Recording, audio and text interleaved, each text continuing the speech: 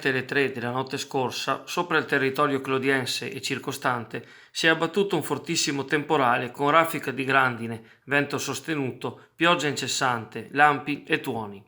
Di conseguenza alcuni alberi tra Sant'Anna e Canal di Valle, tra Calino e Isola Verde, sono risultati pericolanti e messi in sicurezza dai vigili del fuoco. Una parte di Sant'Anna e di Cabianca è rimasta per ore senza energia elettrica e acqua corrente. I tecnici dell'Enel e gli stessi vigili del fuoco sono stati all'opera durante la mattina per ripristinare i servizi. Anche il patrimonio ha subito le conseguenze della furia degli eventi atmosferici. Un albero è caduto nei giardini prospicienti il Vescovado. Sempre a Chioggia sono caduti almeno 2 cartelli stradali, uno in Campo Marconi e l'altro nei pressi del Ponte del Musichiere, dal lato dell'isola Saloni, e così pure una parte della recinzione per i lavori in corso alla torre di Porta Garibaldi.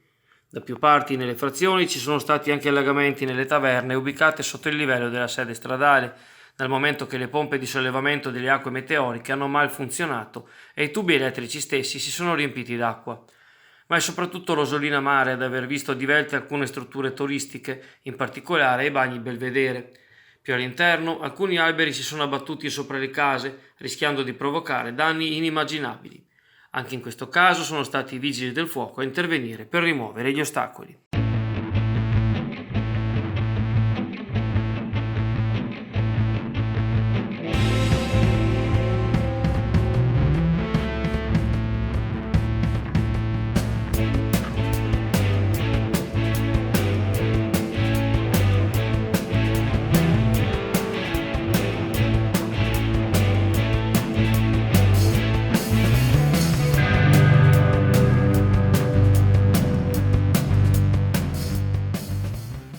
Il vaccino contro il Covid-19 potrebbe arrivare da Verona.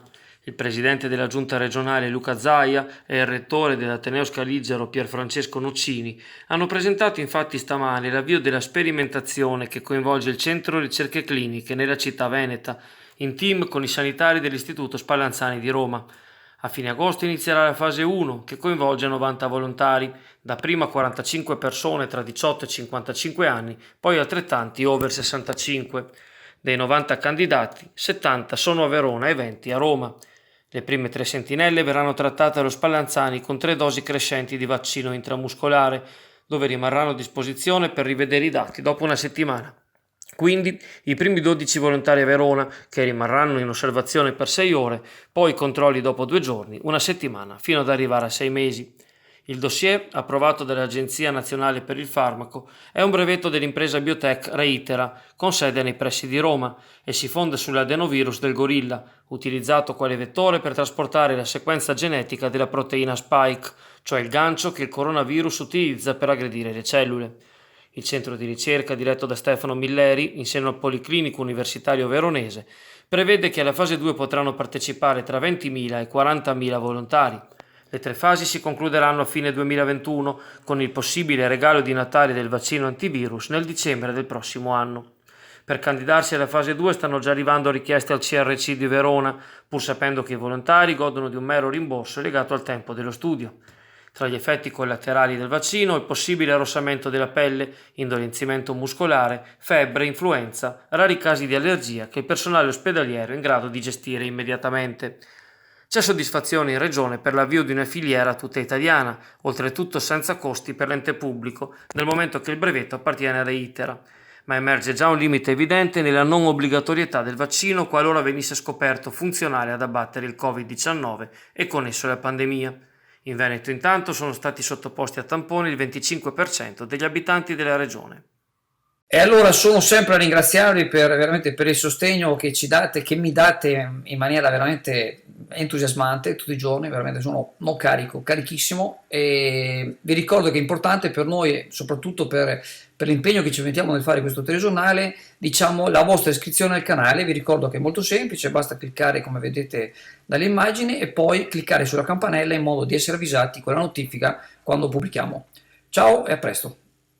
Un nuovo candidato Chioggiotto si aggiunge alla schiera di coloro che sono in corsa per le prossime elezioni regionali, in programma il 20 e 21 settembre. Si tratta di Beniamino Boscolo, capogruppo consigliare di Forza Italia, che presenterà la propria candidatura lunedì prossimo, 10 agosto, nella terrazza dello stabilimento Indiga a Sottomarina. Beniamino Boscolo ha 46 anni, ma ormai può dirsi un veterano della scena politica locale e provinciale che ha frequentato fin da giovane. Figlio di coltivatori diretti di Sottomarina, l'esponente azzurro è laureato in scienze politiche e si occupa di servizi alle aziende per i settori del commercio, del turismo e del terziario in tutto il territorio regionale, assieme all'ente bilaterale Veneto Friuli Venezia Giulia. Tra le esperienze amministrative vanta la delega al bilancio e al demanio turistico nella giunta Teozzo a Chioggia, la presenza in Consiglio provinciale a Venezia, la candidatura a sindaco nel 2011, oltre a 4 legislature come consigliere comunale. All'interno del partito è stato coordinatore comunale e responsabile regionale per la formazione, un suo pallino che cura anche attraverso il successo della scuola per amministratori o aspiranti tali. La sua passione per la politica si sostanzia nel motto solo cose vere, belle e utili, coniugate alla velocità di risposta per risolvere i problemi sottoposti alla sua attenzione dai cittadini.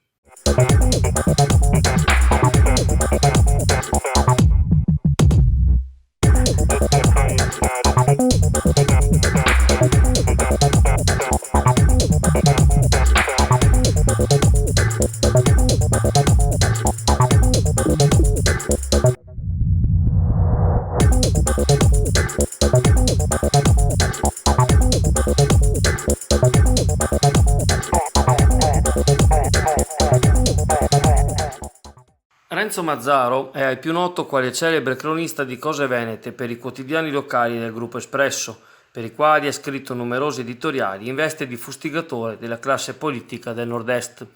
Ma l'autore ha al suo attivo anche la pubblicazione di altrettanti volumi, l'ultimo dei quali, uscito nel novembre scorso per la Terza, affronta la crisi della Banca Popolare di Vicenza e di Veneto Banca, che avevano 207.000 soci nel momento di massimo splendore.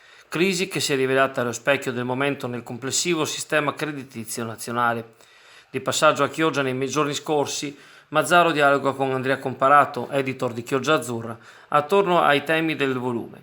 C'è stato un silenzio assordante, spiega lo scrittore davanti alle telecamere, che la dice lunga sulla responsabilità della stampa finanziaria, silenzio che porta a chiedersi per chi questa scriva. Non è solo l'ennesimo libro relativo alla vicenda. Tutto quello che è stato scritto altrove, continua Renzo Mazzaro, è disperso in 1000 fonti. C'era la necessità quindi di fare ordine e riunire ogni informazione necessaria per farsi un'idea ed evitare che accada ancora, con danno per i risparmiatori. Accostando i fatti, essi acquistano un nuovo ruolo e rilievo conseguenziale, mettendo in luce i singoli parti. Nel libro un mondo intero è messo sotto accusa quando le quotazioni azionarie sono passate da 62 e 42 euro a 0 o poco più.